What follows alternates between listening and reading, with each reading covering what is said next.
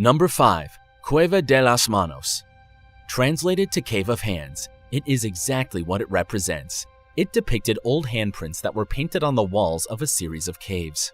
Located in the valley of the Pinturas River, it is one of the most isolated areas in the province of Santa Cruz, Argentina.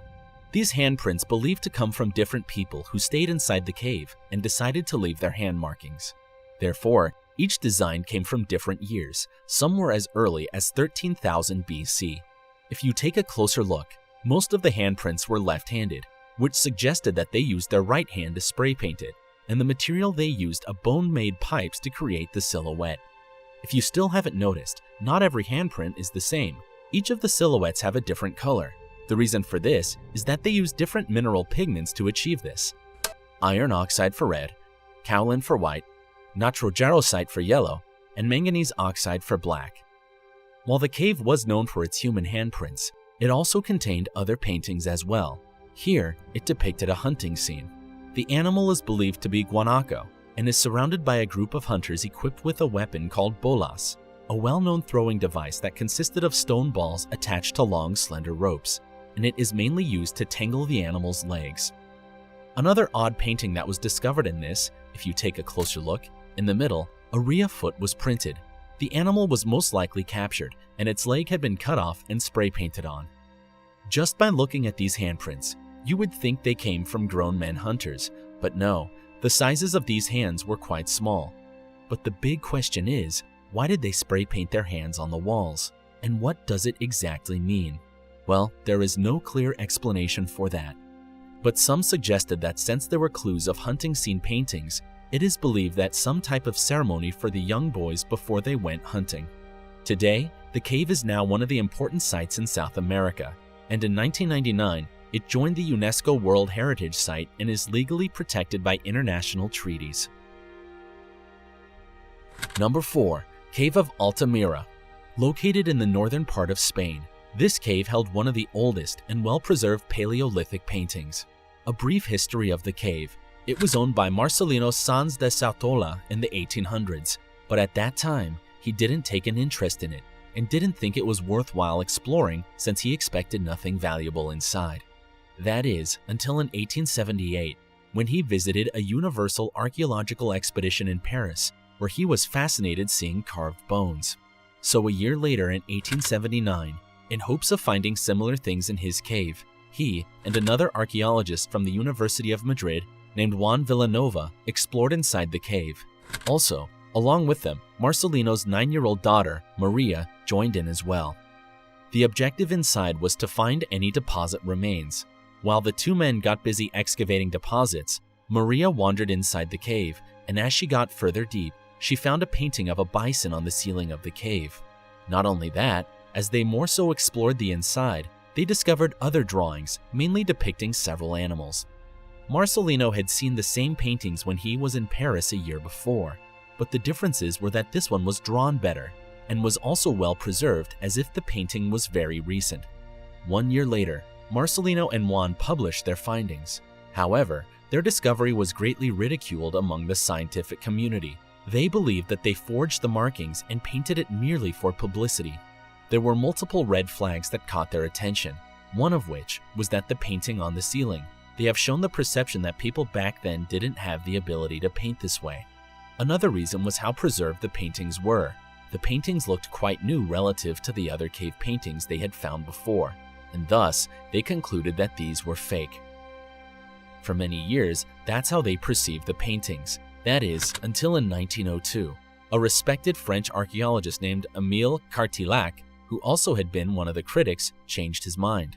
Just a year ago, in 1901, he found similar engravings from a cave in Les Cambarelles in France, which aligned with the one in the cave Altamira. So after further investigation of the cave Altamira, they determined that the paintings were indeed genuine. So what made the paintings preserved so well after thousands of years? The big reason being is that this cave formed through multiple collapses many years ago, which caused it to be caved in, and thus prevented any extreme climate exposure to damage the paintings. The cave of Altamira became a huge tourist attraction and was visited by thousands of people per year. However, over the years, the cave had multiple closures to maintain and prevent any damages. For instance, in 1977, the cave was closed to the public because of the huge number of visitors entering. This caused a high level of carbon dioxide and water vapor from human breath. 5 years later, in 1982, it was reopened, but it was only for limited access. Just a few visitors can enter the cave per day. In fact, the waiting list can take up to 2 to 3 years. Then, in 2002, 20 years later, the cave was closed again. This time, archaeologists started seeing green molds on some of the paintings. It was also around this time that a museum was built to replicate the original cave, called Museo de Altamira, recreating all the paintings for visitors to experience without damaging the original artwork. Number 3. Magura Cave.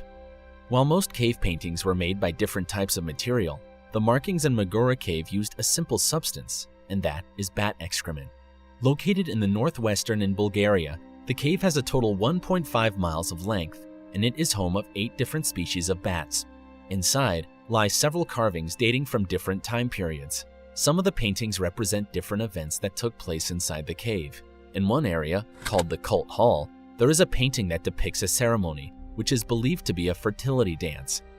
On the bottom row, it showcases a hunting scene.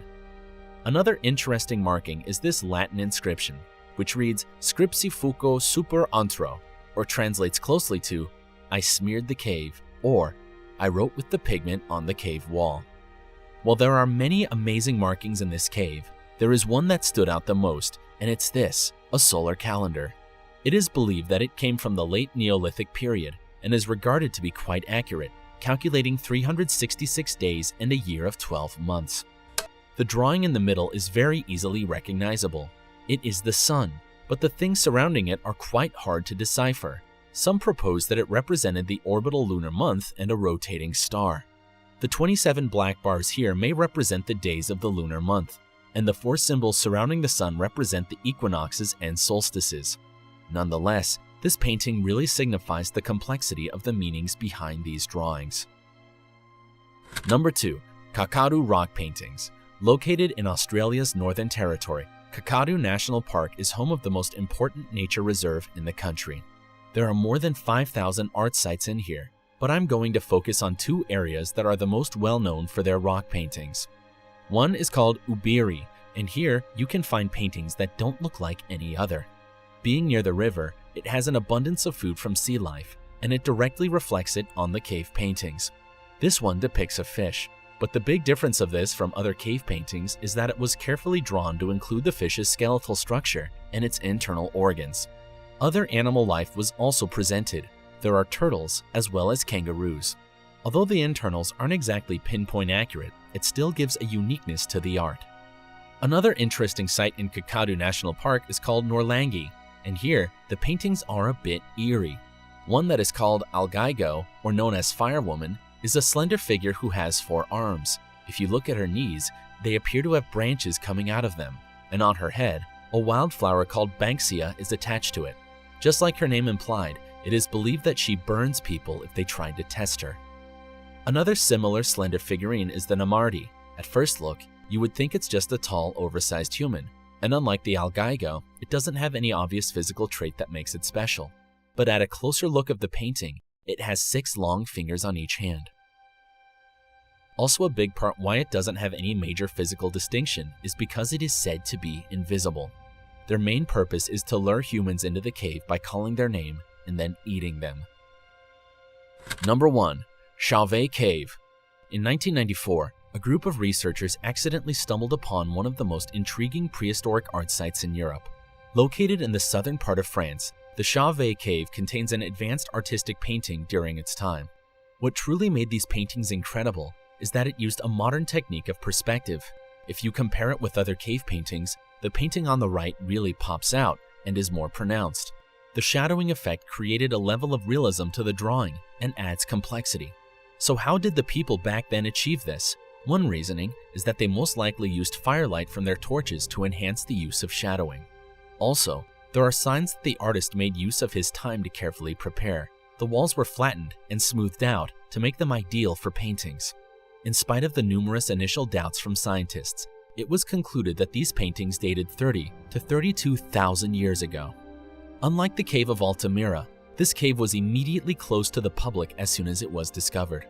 Only a few scientists were allowed to go inside to conduct research to preserve the paintings.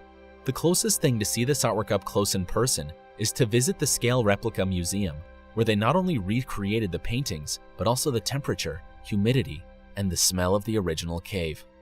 Even without the public access to the real cave, just by simply looking at these photos of the real paintings, one would question how long it took them to paint all these remarkable drawings, especially given the primitive tools they had back then.